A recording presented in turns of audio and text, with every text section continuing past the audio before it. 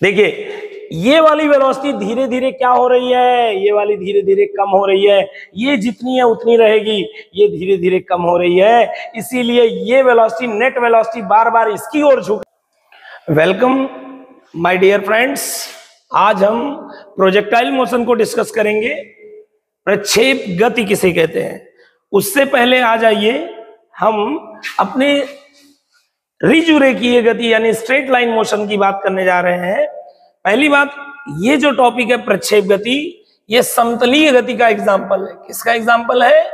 Planar motion का example है ये, यानी समतलीय गति का उदाहरण है ये, एक समतल में गति का उदाहरण है ये। और इसके पहले चैप्टर में आपने ये पढ़ा होगा सरल रेखीय गति। ये कैसी गति है? ये सरल रेखीय गति जो होती है 1D मोशन होती है, 1D मोशन, 1 डायमेंशनल मोशन। और ये जो आज हम पढ़ने जा रहे हैं ये है 2D मोशन, 2 डायमेंशनल मोशन और प्लेनर मोशन इसे आप कह सकते हैं। आइए पहले इसे एक बार हल्का सा देखते हैं इसमें हो क्या रहा है। जब हम किसी बॉल को ऐसे फेंकते हैं ऊपर की ओर, सिर्फ वर्टिकल डायरेक्शन में हम वेलोसिटी देते हैं, ऐसे ऊपर की ओर फेंकते हैं। तो जब ऊपर की ओर किसी पिंड को हम फेंकते हैं तो इस वस्तु पर नीचे की ओर अर्थ का, चूंकि हर वस्तु पर पृथ्वी बल लगाती है तो इस पर भी बल नीचे की ओर mg बल लगेगा कि नहीं लगाएगा? अर्थ यहां नीचे की ओर कितना बल लगाएगी? mg बल, mg फोर्स लगाएगी। ठीक है, अब देखिएगा ध्यान से, चूंकि इस बॉडी में वेलोसिटी है और फोर्स डाउनवर्ड डायरेक्शन में है तो इसकी वेलोसिटी धीरे धीरे धीरे धीरे ये फोर्स कम करेगा। आप ही फोर्स नीचे की ओर लगा रहे हो या कोई गाड़ी आगे की ओर जा रही पीछे की ओर अपोजिट डायरेक्शन में खींचोगे तो ऑब्वियस सी बात है उसका वेलोसिटी कम होता जाएगा। इसीलिए इसकी वेलोसिटी कम होते होते जाके यहाँ पे ये बॉडी क्या कर जाएगी? रेस्ट में आ जाएगी। तो यहाँ पर जाके बॉडी क्या होगी? वेलोसिटी 0। अब यहां इसका जो मोशन आप देख पा रहे हैं स्ट्रेट लाइन मोशन है, कर्व मोशन नहीं है, मुड़ नहीं रहा है किसी रास्ते पर, ये अपवर्ड जा रहा है, अब डाउनवर्ड आएगा, दोनों में स्ट्रेट लाइन पाथ फॉलो करेगा क्योंकि इसके पास सिर्फ एक वेलोसिटी का डायरेक्शन है। यही कारण है, क्योंकि इसके पास सिर्फ एक वेलोसिटी ही है, 2 वेलोसिटी नहीं है। लेकिन जिस दिन किसी बॉडी के पास, अगर किसी बॉडी के पास 2 वेलोसिटी हो जाते हैं, जिस दिन किसी बॉडी के पास 2 वेलोसिटी हो जाते हैं उस दिन उसका पाथ स्ट्रेट लाइन ना होकर एक कर्व हो जाता है, वक्र हो जाता है। तो बात को समझिएगा, मैं आपसे क्या कहना चाह रहा हूं अच्छे से समझिएगा। इसके पास सिंगल वेलोसिटी है, स्ट्रेट लाइन मोशन में अप साइड जाएगा, डाउनवर्ड आएगा स्ट्रेट लाइन में सिंगल वेलोसिटी की वजह से। लेकिन यहां पर देखिए, अगर हमारे पास एक मैं बॉल ले लूं, इस बॉल के पास 2 वेलोसिटी है, एक इधर हो जाए और एक इधर हो जाए, तो अब इस बात को समझिएगा। मान लीजिए एक बॉल के पास 2 वेलोसिटी है तो ये किधर जाएगा? जिधर दोनों का नेट आएगा। ठीक है, दोनों डायरेक्शन में ये जाएगा, कुछ आगे जाएगा, कुछ ऊपर भी चढ़ना है, दोनों डायरेक्शन में वेलोसिटी है तो इसलिए ये ऊपर भी चढ़ेगा और आगे भी जाएगा, ऊपर भी चढ़ेगा और आगे भी जा रहा है, ऊपर भी चढ़ रहा है। तो यानी इसका पाथ लीनियर नहीं हो पाएगा। इसके पास चूंकि दोनों डायरेक्शन में वेलोसिटी है इसलिए अब इसका पाथ लीनियर हो ऐसा जरूरी नहीं है। देखो लीनियर एक कंडीशन में इसमें भी हो सकता है, जब ये दोनों कभी चेंज ना हो।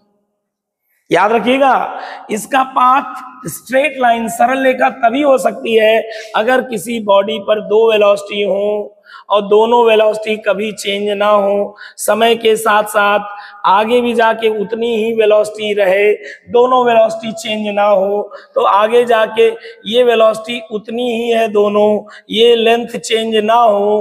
अगर ये 3 है ये 5 है, 3 है ये 5 है, 3 है ये 5 है, तो पक्का वो एक स्ट्रेट लाइन में चलेगा।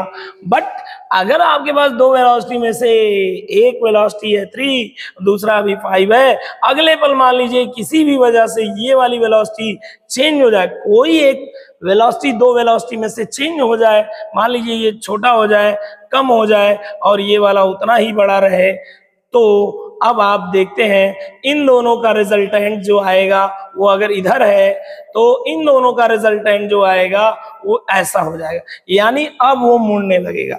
ये सब आप वेक्टर से समझ सकते हैं। वेक्टर आप मेरा लेक्चर पिछले वीडियो देखिए, दो वेक्टरों को ऐड जिधर करें, ऐड कैसे करते हैं आप जाके देखिए तो पता चल जाएगा। इसका नेट डायरेक्शन इधर है, इसके वेलोसिटी का डायरेक्शन इधर है, यहाँ पे नेट भी इधर आएगा क्योंकि सेम डायरेक्शन में सेम वैल्यू है, वैल्यू चेंज नहीं हो रही है, इसलिए स्ट्रेट लाइन में चलेगा। बट इस केस में क्या होगा, स्ट्रेट लाइन में नहीं चलेगा। जब कोई एक वेलोसिटी दोनों में से चेंज हो गई स्ट्रेट लाइन में नहीं चलेगा। तो इतनी बात क्लियर है, अगर कोई बॉडी है और उसके पास सिंगल वेलोसिटी है 100% वो स्ट्रेट लाइन में चलेगा। एक ही वेलोसिटी है, एक वेलोसिटी है और वो वेलोसिटी फोर्स के अपोजिट डायरेक्शन में है, फोर्स के अपोजिट डायरेक्शन में होना चाहिए। एक ही वेलोसिटी है और फोर्स के अपोजिट डायरेक्शन में, ध्यान से सुनिएगा, जैसे कि ये केस, तो स्ट्रेट लाइन में चलेगा। लेकिन अगर आपके पास दो वेलोसिटी है और दोनों अनचेंज्ड हैं, कोई इफेक्ट नहीं आ रहा है उन पर, तो वो स्ट्रेट लाइन में चलेगा। दो वेलोसिटी में से एक वेलोसिटी चेंज हो रहा है, वो कर्व पाथ पर चलेगा। आइए यहां पर देखते हैं, हम अब प्रक्षेप गति की बात करने जा रहे हैं। ये रहा सरल रेखीय गति। क्यों है ये, क्योंकि यहाँ पर जो फोर्स लग रहा है जस्ट वेलोसिटी के अपोजिट है और सिर्फ एक ही वेलोसिटी है, इसलिए इसका पाथ स्ट्रेट लाइन हो पाया। यहाँ आप अच्छे से समझ पा रहे हैं।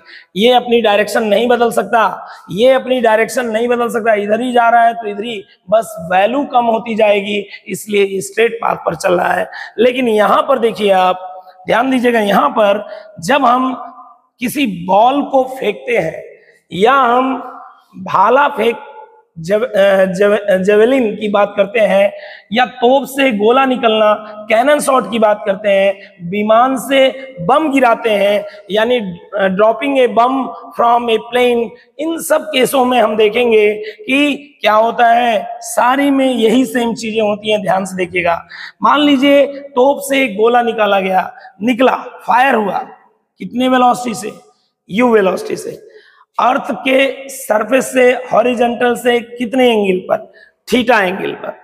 तो क्या होगा, ध्यान सुनिए, पहले तो इस वेलोसिटी के दो कंपोनेंट कर लीजिए। क्यों कर लीजिए कंपोनेंट, भैया देखो, अर्थ का जो इस बॉडी पर फोर्स लगेगा वो किस डायरेक्शन में लगेगा, नीचे की ओर, डाउनवर्ड डायरेक्शन में। इस बॉडी पर फोर्स किधर लगेगा दोस्तों, नीचे की ओर, डाउनवर्ड डायरेक्शन में। कितना लगेगा, mg। अब इस फोर्स का काम क्या होता है, फोर्स का काम होता है फेस को चेंज करना। आपने फोर्स की डिफिनीशन पढ़ी होगी, बल व वाय कारक है। Force is a external agent such that it tries to change the face of object और it change the face of object. ये बल व वाय कारक है जो किसी वस्तु के फेस को, गति में है तो गति में अवस्था में चेंज लाना चाहेगा, स्थिर है कोई वस्तु तो उसको गति में ला सकता है, उसके फेस को चेंज कर सकता है और या चेंज करने का प्रयत्न करता है। तो यहाँ पर ये फोर्स क्या करेगा, इस बॉडी के फेस को चेंज करना चाहेगा, इसके अवस्था को चेंज करना चाहेगा। गति में है अगर ये, तो गति को डिस्टर्ब करेगा। कैसे इफेक्ट करेगा, उसके लिए इस वेलोसिटी को दो कंपोनेंट में आपको तोड़ना पड़ेगा, तभी हम इस बल के प्रभाव को सही समझ पाएंगे। एक तो इसके डायरेक्शन में, फोर्स के डायरेक्शन में इसका एक कंपोनेंट चाहिए और इसका फोर्स के परपेंडिकुलर डायरेक्शन में एक कंपोनेंट चाहिए। समझे हम क्या कह रहे हैं, इस फोर्स के अप डायरेक्शन में एक कंपोनेंट चाहिए, एक इस फोर्स के परपेंडिकुलर डायरेक्शन में, इस फोर्स के परपेंडिकुलर डायरेक्शन में एक कंपोनेंट चाहिए। क्यों, कभी भी किसी फोर्स का इफेक्ट उसके परपेंडिकुलर डायरेक्शन में नहीं हो पाता, कोई इफेक्ट नहीं पड़ता, जबकि उस फोर्स का उसके डायरेक्शन में ही इफेक्ट आता है। इसीलिए हम इसको दो कंपोनेंट में तोड़ने जा रहे हैं, रिजॉल्व करने जा रहे हैं। आप मेरा पुराना वीडियो जाके पीछे के क्लास का वीडियो रिजोल्यूशन ऑफ वेक्टर, उसमें देख लीजिए, आपको समझ में आ जाएगा इस वेक्टर को तोड़ना कैसे है। तो आइए इस वेक्टर को मैं रिजॉल्व करने जा रहा हूं। क्यों करने जा रहा हूं, क्योंकि फोर्स का इफेक्ट हमें समझना है। फोर्स हमेशा फेस चेंज करना चाहता है, और कैसे करेगा, हमेशा याद रखिएगा, फोर्स अपनी ही डायरेक्शन में जो वेलोसिटी है उस पर इफेक्ट डालेगा, अपने से परपेंडिकुलर वाले वेलोसिटी पर कोई इफेक्ट नहीं डालेगा। तो आइए इस वेलोसिटी के दो कंपोनेंट इस तरह से करें कि एक तो फोर्स के अलोंग आ जाए और एक फोर्स के परपेंडिकुलर आ जाए। आइए देखिए, इसके दो कंपोनेंट करने के लिए आपको वीडियो देखना पड़ेगा, रिजोल्यूशन ऑफ वेक्टर। कंपोनेंट करने के लिए इसके एरो से इस डायरेक्शन के पैरेलल एक लाइन खींचेंगे, ड्रॉ करेंगे।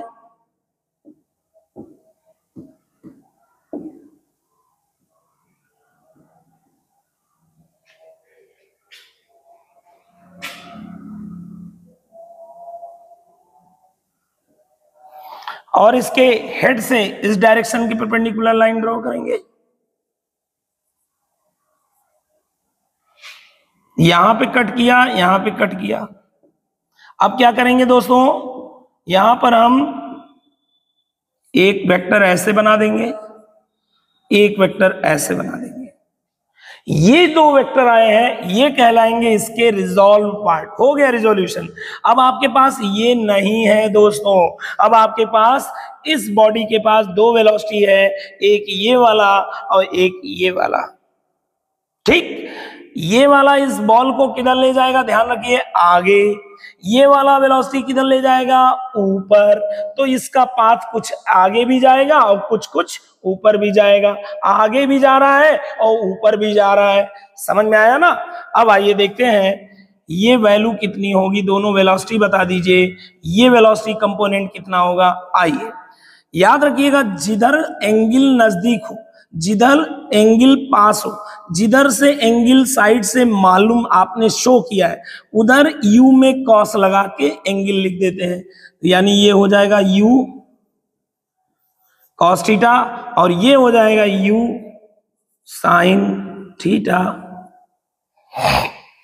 ठीक है, तो यानी इस बॉल के पास कितनी वेलोसिटीज हो गए, दो वेलोसिटी हो गए। अब सुनिएगा ध्यान से, मुझे ये बताइए, अब तो ये u मत देखो भाई, अब इसे मत देखो। जब इन दोनों को देख रहे हो तो इसको मत देखो, जब इन दोनों को नहीं देख रहे हो तो इसको देखो। समझ गए। अब देखिए ध्यान से, ये mg फोर्स क्या करेगा, ये mg फोर्स इस वाली वेलोसिटी पे इफेक्ट डालेगा, इसको कम करेगा। भाई वेलोसिटी के डायरेक्शन के अपोजिट फोर्स लगाओगे तो स्पीड तो कम होनी ही है। वेलोसिटी के अपोजिट फोर्स लगाओगे तो वेलोसिटी कम होनी है, लेकिन ये वेलोसिटी के पर इसका कोई इफेक्ट नहीं पड़ेगा दोस्तों। आइए ध्यान दीजिएगा अच्छे से। अब ये बॉल का क्या होगा अगले पल, हम बता रहे हैं आपको, ये बॉल कुछ आगे भी जाएगा और कुछ ऊपर भी चढ़ेगा। तो कुछ आगे जाने का मतलब इस लाइन पे तो नहीं जा पाएगा, इतना तो कंफर्म है, इस लाइन पे नहीं जा पाएगा। तो कैसे जाएगा, इस लाइन पे नहीं जा पाएगा, इस लाइन से थोड़ा सा आगे हट के ये आगे भी चला जाएगा। ध्यान दीजिएगा अच्छे से, ये थोड़ा आगे जाएगा, देखो यहां से आगे यहां तक चला गया और थोड़ा यहां से कितना ऊपर चला गया, कुछ यहां पर मैं दिखा देता हूं।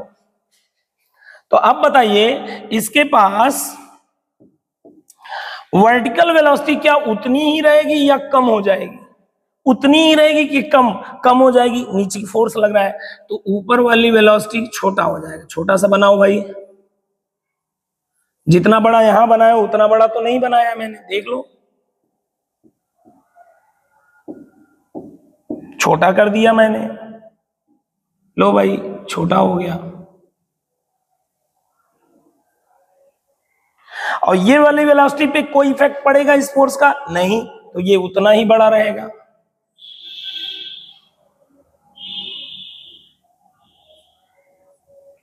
ठीक है। अब इन दोनों का आप, जैसे यहां पे दोनों का आप रिजल्टेंट अगर पूछे, दोनों का नेट किधर है, इधर है, इन दोनों का नेट निकालिए। देखिए बनाते कैसे हैं। अभी तो आपने तोड़ना सीखा है, इसको आपने तोड़ा तो ये आया। अब मैं कह रहा हूं इन दोनों को ऐड करके देखो ये किधर जा रहा है, किधर इसकी डायरेक्शन है। आओ देखते हैं, इन दोनों को ऐड भी करना सीख लो। एक को तोड़ना सीखा ना, तोड़ना भी आप पिछले वीडियो में देखेंगे, हेडिंग है रिजोल्यूशन ऑफ वेक्टर। अब इन दोनों को जोड़ क्यों रहे हैं भाई, तभी तो पता चलेगा नेट वो किस डायरेक्शन में जा रहा है। हमेशा याद रखिएगा उसी डायरेक्शन में जाएगा जिधर नेट होगा। ये नेट है, इन दोनों का नेट है, तो भाई नेट किधर होगा? आइए नेट कैसे निकालते हैं? इसके एरो से, उसी का उल्टा प्रोसेस है, इसके एरो से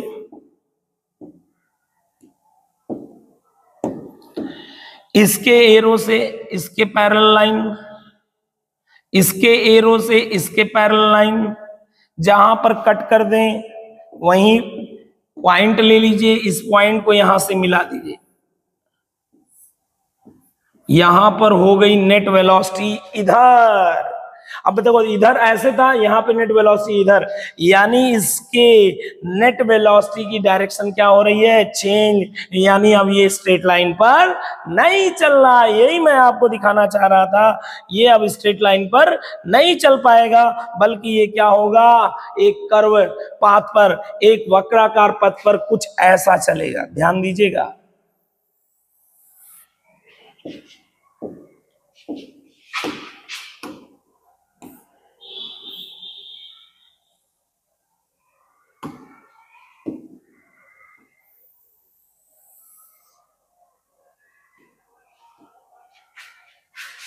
कोई बात नहीं, देखिए मैं ड्रॉ कर रहा हूं इसका पाथ कुछ ऐसा होगा। अच्छा एक चीज और बता दीजिए, उसके बाद फाइनल हम मिलाएंगे इसको। तो आइए एक चीज और आपको इसमें पूरे मार्ग का मैं एक कर देता हूं, ड्रॉ कर देता हूं, कोई दिक्कत नहीं है इसमें।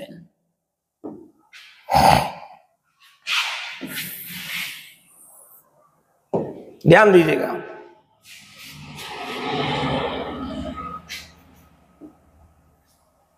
अब आगे जाके क्या होगा ये मुझे आप बताइए। ज्यों ज्यों ये आगे जाएगा तो ये वाला क्या होता जाएगा? कम होता जाएगा। ये वाला क्या होता जाएगा? कम होता जाएगा। और यहां पे मान लीजिए आते आते इसकी वेलोसिटी क्या हो गई? बॉल की ऊपर वाली जीरो हो गई। ऊपर वाली क्या हो गई? जीरो, कुछ नहीं है। अब बताओ हॉरिजॉन्टल वेलोसिटी पे कोई इफेक्ट तो पड़ेगा नहीं, ये जितना है उतना ही रहेगा, ये जितना है उतना ही रहेगा लेंथ में। यानी ये इतना ही बड़ा था, नियर अबाउट सेम मानिएगा, उतना ही बड़ा रहा ये। ठीक, बहुत अच्छी बात है। ये जितना बड़ा है उतना ही बड़ा रहेगा। ये वाला जीरो हो गया, यानी ऊर्ध्वाधर वेग क्या हो गया? यहाँ पर वर्टिकल वेलोसिटी, ऊर्ध्वाधर वेग टॉप पॉइंट पे पहुंचने के बाद अब इससे ऊपर ये नहीं जा पाएगा। बताओ क्यों? क्योंकि अब ऊपर ले जाने वाला वेग तो खत्म हो चुका है, अब ये ऊपर और नहीं चढ़ पाएगा, बल्कि ये अब आगे तो जा ही रहा है, आगे अभी और ये जाएगा, लेकिन ऊर्ध्वाधर वेग क्या हो चुका है इसका? जीरो। बात समझ पा रहे हैं कि नहीं समझ पा रहे हैं? तो आइए अब देखते हैं, इधर ध्यान दीजिएगा। हाँ, यहां पर सिर्फ इसके पास एक ही वेग है। कौन सा वेग है? केवल यहां पर कौन सा वेग है? Horizontal velocity. केवल कौन सा वेग है दोस्तों? क्षैतिज वेग है। केवल क्षैतिज वेग ही बचा है। और ये क्षैतिज वेग कितना होता है याद रखना, अगर ये u cos थीटा है तो ये भी u cos थीटा होगा, ये भी u cos थीटा। अगर शुरू में 10 मीटर पर सेकेंड है तो ये भी 10 मीटर पर सेकेंड, ये भी 10 मीटर पर सेकेंड। मैं यहां पर एयर का रेजिस्टेंस इग्नोर कर रहा हूं, वायु का कोई प्रतिरोध नहीं है, ध्यान रखिएगा। अब आगे चलते हैं। अब धीरे धीरे ये आगे बढ़ रहा है, आगे बढ़ेगा तो कुछ देर बाद क्या होगा? ये तो आगे जाएगा, लेकिन अब चूंकि अर्थ का जो ग्रेविटेशनल फोर्स है वो क्या हो चुका है? अर्थ का ग्रेविटेशनल फोर्स इतना हावी हो गया कि इसके वर्टिकल वेलोसिटी को क्या करता रहा? धीरे धीरे जीरो कर दिया। अब वही फोर्स नीचे की ओर वेलोसिटी देगा, सिमिलर टू दैट, उसी तरीके से जैसे इस बॉल को अगर मैं ऊपर फेंकूं, ऊपर जाने के बाद ये पेन रुक जाता है, उसके बाद नीचे की ओर जो फोर्स है वो इसको फिर से नीचे लाएगा और वेलोसिटी को अब नीचे की ओर बढ़ाएगा। यानी इसका वेलोसिटी कुछ देर बाद आप देखेंगे, ध्यान दीजिएगा, इसकी वेलोसिटी कैसी हो जाने वाली है? इसकी वेलोसिटी कुछ कुछ नीचे की ओर आ जाएगी, एक वेलोसिटी नीचे की ओर मिल जाएगी हमें, और इसका फाइनल फिगर कुछ ऐसा हो जाएगा दोस्तों। आइए इसको मैं ड्रॉ करता हूं, देखिए ध्यान से। थोड़ा ये फिगर मैंने छोटा कर दिया, इसे और इंक्रीज कर देता हूं लेंथ को।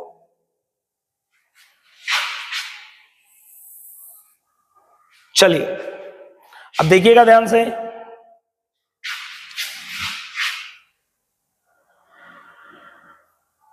मान लीजिए यहां पर पहुंचा, अब वो आगे भी जा रहा है और नीचे उतर रहा है, तो नीचे इसकी वेलोसिटी,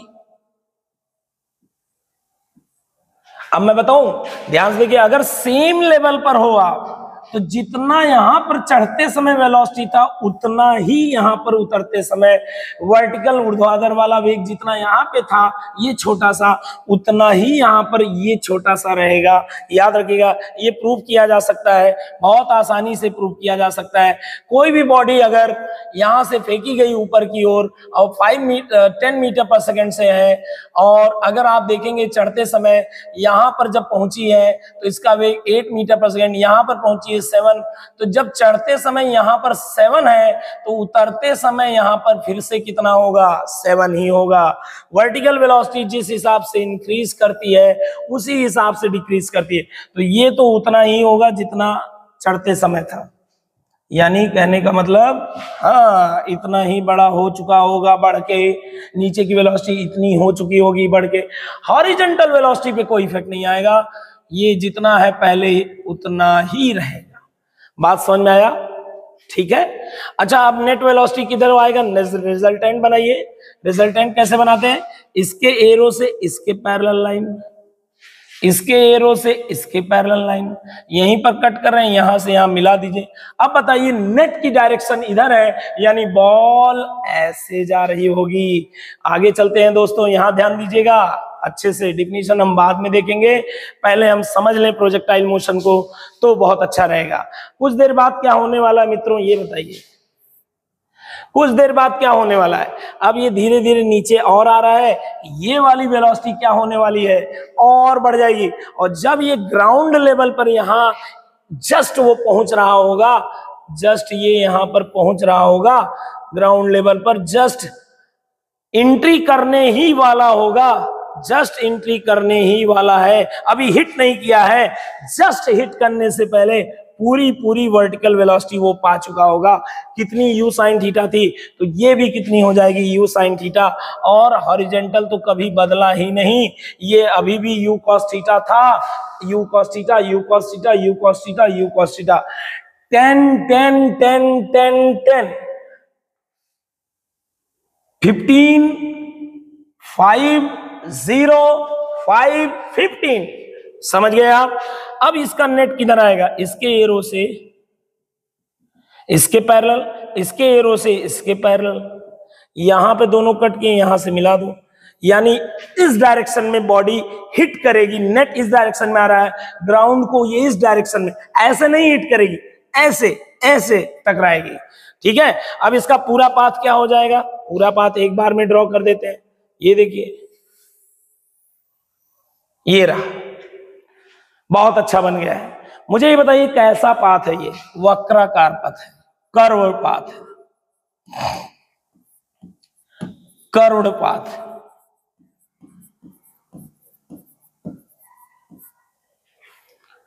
इस तरह के गति को हम, इस तरह के पिंड के गति को ही हम प्रक्षेप गति कहते हैं। यही प्रक्षेप गति है, जब किसी पिंड को, किसी ऑब्जेक्ट को ऊर्ध्वाधर दिशा से अलग किसी दिशा में फेंका जाता है। ऊर्ध्वाधर दिशा से, ऊर्ध्वाधर में नहीं फेंकना है, ऊर्ध्वाधर में नहीं फेंकना है, ऊर्ध्वाधर में फेंक दोगे तो सरल रेखा में वो चलेगा। जब ऊर्ध्वाधर दिशा से अलग दिशा में फेंक दोगे तो वक्र पर चलेगा, और उसकी गति को हम क्या कहेंगे, प्रक्षेप गति। जब किसी बॉडी को ऊर्ध्वाधर दिशा से भिन्न किसी दिशा में थ्रो करते हैं, वर्टिकल डायरेक्शन से किसी भी डिफरेंट डायरेक्शन में थ्रो करते हैं, तो उस ऑब्जेक्ट का पाथ एक कर्व पाथ होता है, और इस पाथ को कहते हैं हम लोग प्रोजेक्टाइल, प्रक्षेप पथ। यानी क्या कहते हैं, क्या कहते हैं दोस्तों, प्रोजेक्टाइल। इस पाथ को क्या कहते हैं, प्रोजेक्टाइल। ठीक है, और इसकी गति को क्या कहते हैं, प्रक्षेप गति। कौन सी गति, प्रक्षेप गति, यानी प्रोजेक्टाइल मोशन। आप बात समझ पा रहे हैं। और ये जो पिंड है, ऑब्जेक्ट है, इसे प्रक्षेप कहते हैं, यानी प्रोजेक्टाइल, प्रक्षेप पथ यानी प्रोजेक्टेड पाथ, यहां पर प्रोजेक्टेड पाथ बोलेंगे और प्रक्षेप को बोलते हैं प्रोजेक्टाइल। एक बार और देखिएगा, जब किसी ऑब्जेक्ट को ऊर्ध्वाधर दिशा से भिन्न अलग किसी दिशा में थ्रो करते हैं हम, तो उसका पथ एक वक्राकार पथ होता है। क्यों होता है ये भी बताइए? क्योंकि पृथ्वी का गुरुत्वाकर्षण बल नीचे की ओर लगता है, जो पिंड के ऊर्ध्वाधर वेग को धीरे धीरे कम करता है, क्षैतिज वेग वैसे ही रहता है, इसलिए नेट उसके वेग की दिशा बार बार चेंज होती है, परिवर्तित होती है, अतः वो एक वक्राकार पथ पर चलता है। इस वक्राकार पथ को प्रक्षेप पथ, प्रोजेक्टाइल पाथ, प्रोजेक्टेड पाथ कहते हैं। और पिंड की गति को क्या कहते हैं? प्रोजेक्टाइल मोशन, प्रक्षेप गति कहते हैं दोस्तों। और पिंड को क्या कहते हैं? प्रक्षेप कहते हैं। तो अब मुश्किल से अब तो आपको दिक्कत नहीं होगी। अब मैं एक बार कहिए तो और बता दूं, जब किसी पिंड को प्रक्षेप गति की परिभाषा आ जाए, प्रक्षेप गति किसे कहते हैं? जब किसी पिंड को ऊर्ध्वाधर दिशा से भिन्न किसी दिशा में फेंकते हैं, तो पिंड का जो पथ होता है, पिंड का जो मार्ग होता है, एक वक्राकार पथ होता है, वक्राकार मार्ग होता है। इस मार्ग को कहते हैं प्रक्षेप पथ। पिंड की गति को क्या कहते हैं? प्रक्षेप गति। पिंड को क्या कहते हैं? प्रक्षेप कहते हैं। अगर इसको हम इंग्लिश में बोले, when we throw an object in direction differ than vertical direction, when we throw an object differently from vertical direction, when we throw an object in other than vertical direction, then its path is curve path. Then its path is curve path. Then the path is known as projected path and the motion is known as projectile motion and the object is called as projectile. आइए इस definition को, इसे हम experiment से भी देखते हैं इस चीज को। आइए आपके लिए एक एक्सपेरिमेंट है, मेरे मतलब एनिमेटेड वीडियो है इसका, आइए देखते हैं। देखिए दोस्तों, आपके सामने इस वीडियो में इस पिंड का मैं अगर आपको पाथ दिखाऊं, एक बार फिर से मैं प्ले करता हूं, यहां से देखिए आप दोबारा।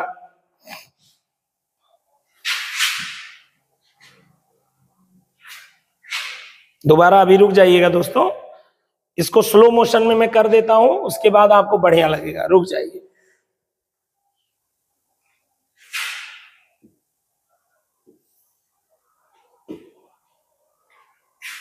और ऑब्जेक्ट को इनिशियल कंडीशन में ला देता हूं।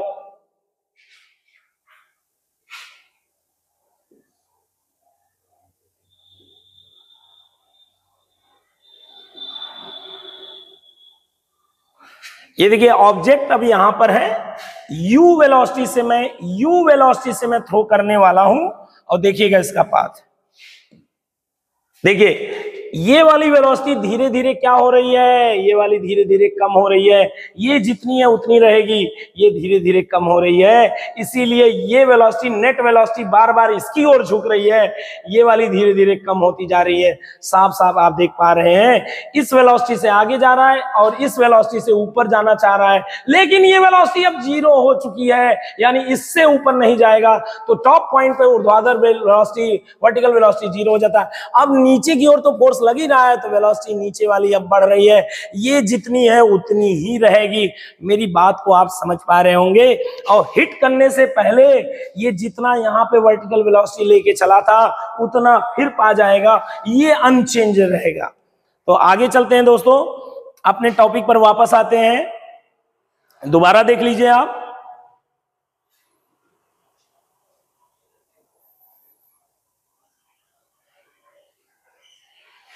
आइए दोस्तों, अब हम आगे चलते हैं, ध्यान दीजिएगा, इधर अपने टॉपिक पर वापस आते हैं। चलिए मुझे डिफिनीशन बताइए आप, प्रक्षेप गति की डिफिनीशन। पृथ्वी के गुरुत्वीय क्षेत्र में किसी पिंड को ऊर्ध्वाधर दिशा से भिन्न किसी दिशा में फेंकने पर एक वृत्ताकार पथ पर पिंड चलता है। पिंड के पथ को प्रक्षेप पथ तथा पिंड को प्रक्षेप और पिंड की इस गति को क्या कहते हैं? प्रक्षेप गति। When an object is thrown other than in vertical direction, the earth gravitational field, then the path of object will be called as projectile path, and object will be called as projectile, and motion will be known as projectile motion. Example है इसके, projectile motion के example है, भाला जब फेंका जाता है, तोप से गोला फायर किया जाता है, या विमान से बम जब गिराया जाता है। सेम सिचुएशन यहां पे भी आकर होती है, ध्यान से देखिएगा। जब किसी प्लेन से अगर हम बम गिराते हैं तो दोस्तों इस बात का ख्याल रखा जाता है दुश्मन का कैंप जहां पर है ठीक उसके ऊपर कभी नहीं गिराया जाता, बल्कि उससे हम पहले एक प्री कैलकुलेटेड डिस्टेंस होती है वहां पर गिराया जाता है। तो यहां पर देखिए आप कहां पर गिराएंगे, मान लीजिए ये रहा आपका दुश्मन का कैंप, ये है दुश्मन का कैंप, एनिमी कैंप। अब यहां से बम गिराना है इसके ऊपर, तो क्या इसके ऊपर पहुंच के बम गिराओगे? नहीं, उससे काफी पहले मुझे यहां से बम गिराना पड़ेगा।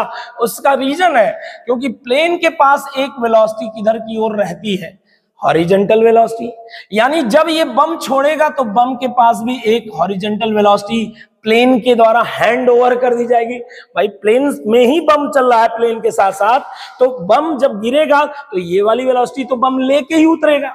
हाँ, नीचे की ओर बम को इनिशियल वेलोसिटी क्या रहेगी? 0, क्योंकि नीचे की ओर वो नॉर्मली ऐसे फ्री फॉल छोड़ दिया जाता है ऐसे, तो नीचे की ओर शुरुआती वेलोसिटी 0। अब लेकिन अर्थ का जो फोर्स है mg फोर्स, वो किधर लग रहा है? नीचे की ओर, तो ये वाली वेलोसिटी धीरे धीरे बढ़ेगी। अभी इसके पास केवल कौन सी वेलोसिटी है? Horizontal velocity. धीरे धीरे ये mg फोर्स जब लगेगा तो क्या होगा? ये वेलोसिटी बढ़ेगी। तो ये बताओ इस वेलोसिटी से कहां जा रहा है? आगे पहुंच गया। लेकिन ये फोर्स क्या करेगा? ये वेलोसिटी को क्या कर देगा? थोड़ा सा बढ़ा देगा। ये तो उतना ही है। अब बताओ ये किधर जाने लगेगा? नेट किधर है? निकाल लो। यानी पहले ये इधर था, अब इसकी डायरेक्शन किधर हो गई? बॉल की इधर। कुछ देर बाद क्या होगा? ये और बढ़ जाएगा। कुछ देर बाद क्या हो जाएगा? और बढ़ जाएगा। और ये वाला जितना बड़ा है उतना ही रहेगा। निकाल लो नेट किधर आ रहा है। लो, इस डायरेक्शन में आके हिट कर देगा। अगर मान लीजिए यहां पे आपने प्लेन से बम गिराया होता है ठीक इसके ऊपर, तो ये इस वेलोसिटी के कारण आगे बम तो जाएगा, लेकिन नीचे अभी इसके पास वेलोसिटी 0 है। कुछ देर बाद ये आगे जाएगा और कहीं यहां पे हिट करेगा। बात समझ में आया? तो आपसे गलती ना हो, प्रोजेक्टाइल मोशन बहुत इंपॉर्टेंट मोशन है और इससे हमें फायदा होता है। पढ़ने से ही फायदा होगा आपको। प्रोजेक्टाइल मोशन यानी फिजिक्स पढ़ने से फायदा होता ही है, हमेशा याद रखिएगा। कभी आप स्टडी करेंगे तो आपकी लाइफ में स्टडी कभी बेकार नहीं जाएगी। अच्छे से पढ़िए दोस्तों। आप सभी से रिक्वेस्ट है वीडियो को लाइक और सब्सक्राइब जरूर करें, अपने दोस्तों को फॉरवर्ड करें। अगर आपको कोई प्रॉब्लम लगता है तो प्लीज मुझे मैसेज करें, कमेंट करें कि आप ये चीज हमें नहीं समझ में आ रही है, तो हम जरूर उस पे आपको कमेंट करेंगे या आपके लिए उससे रिलेटेड वीडियो बनाएंगे। अब आते हैं हम लोग काम की चीज, नेक्स्ट पेज पे आते हैं। ध्यान से देखिएगा, प्रोजेक्टाइल मोशन से संबंधित कुछ स्पेशल बातें कर लेते हैं। नेक्स्ट पेज पे प्रोजेक्टाइल मोशन यानी प्रक्षेप गति से संबंधित कुछ बातें कर लेते हैं। पहली बात, जब भी प्रक्षेप गति हो रही होती है तो क्षैतिज वेग नियत रहता है, वो कभी चेंज नहीं होता। अगर ये u cos थीटा है तो यहां भी u। अगर मैं आपसे पूछूं, चलिए ध्यान दीजिएगा, अगर यहाँ पे टोटल वेग u है तो यहाँ टोटल तो u हो ही नहीं सकता, क्योंकि ये वाला तो भले उतना है, ये चेंज हो गया, यानी टोटल मान लेते हैं कितना है? u dash. यहां पर भी टोटल वाला तो u डैश के बराबर होगा नहीं, क्योंकि ये वाला तो वही है, ये कम हो गया। u डैश तो इन दोनों की वजह से आया है। यहां पर टोटल वेग u डबल डैश मान लेते हैं, यहां पर इन दोनों का टोटल वेग इसी तरह u ट्रिपल डैश मान लेते हैं, और यहां पर टोटल वेग मान लेते हैं u 4 टाइम्स डैश। चलो यहां पर एंगल अगर थीटा है, यहां पर टोटल वेग का एंगल, टोटल वेग का हॉरिजॉन्टल से एंगल थीटा है, तो ऑब्वियस सी बात है यहां पर टोटल का हॉरिजॉन्टल से एंगल कम हो चुका होगा। अरे देखो कम हो चुका, मान लिया अल्फा। यहां पर टोटल वेग का एंगल हॉरिजॉन्टल से थीटा बराबर 0। यहां एंगल कितना है, एंगल हॉरिजॉन्टल से एंगल 0 हो चुका है। यहां एंगल टोटल वेलोसिटी का, ये है टोटल वेलोसिटी, इसका एंगल मान लेते हैं बीटा। यहां पर टोटल वेलोसिटी इधर है, इसका एंगल मान लेते हैं हॉरिजॉन्टल से गामा। अब बताओ मुझे इसके दो कंपोनेंट क्या होंगे, u डैश cos अल्फा, ये वाला कंपोनेंट क्या हो जाएगा u डैश sin अल्फा। यहां तो कंपोनेंट करना नहीं है, हॉरिजॉन्टल में ही है। यहां पे u ट्रिपल डैश का ये वाला component u triple dash cos beta, यहां पे u triple dash sin beta. यहां पर ये वाला कंपोनेंट क्या हो जाएगा दोस्तों, यहां पर ये हो गया u 4 बार डैश, ये वाला कंपोनेंट क्या हो जाएगा u 4 बार डैश cos गामा, और ये वाला u 4 बार डैश sin गामा। अब मुझे बताओ, क्या मैंने बताया था, हॉरिजॉन्टल वेलोसिटी कभी चेंज नहीं होगी, यानी ये u cos थीटा जितनी शुरू में है horizontal velocity, u dash cos alpha के क्या होगी बराबर, ये बराबर किसके होगा u डबल डैश के, और ये बराबर किसके होगा u triple dash cos beta, u triple dash cos beta, और ये किसके बराबर होगा दोस्तों u 4 बार डैश cos गामा के। समझ रहे हैं, केवल वर्टिकल कंपोनेंट चेंज हो रहा है, ये कम होते होते होते हॉरिजॉन्टल कंपोनेंट नहीं चेंज हो रहा है। आइए नेक्स्ट पेज पे चलते हैं। Horizontal velocity remains constant, horizontal वेग अचर रहता है, क्षैतिज वेग, ऊर्ध्वाधर वेग बदलता रहता है, इसीलिए पिंड का नेट वेग भी बदलता रहता है। समझ गए आप लोग, ऊर्ध्वाधर वेग चूंकि चेंज हो रहा है, इसीलिए नेट वेग पहले u था, फिर u डैश, ये नेट वेग भी चेंज होता रहता है। आइए, प्रक्षेप पथ के उच्चतम बिंदु पर प्रक्षेप का जो ऊर्ध्वाधर वेग है वो 0 हो जाता है, वर्टिकल वेलोसिटी टॉप पॉइंट पर 0 हो जाता है। नेक्स्ट डे हम इस पर और भी क्वेश्चन करेंगे, इससे संबंधित और भी चीजों को पढ़ेंगे। दोस्तों, आप सभी से फिर से रिक्वेस्ट है, प्लीज वीडियो को लाइक और सब्सक्राइब करें, अपने दोस्तों को भी फॉरवर्ड करें। धन्यवाद।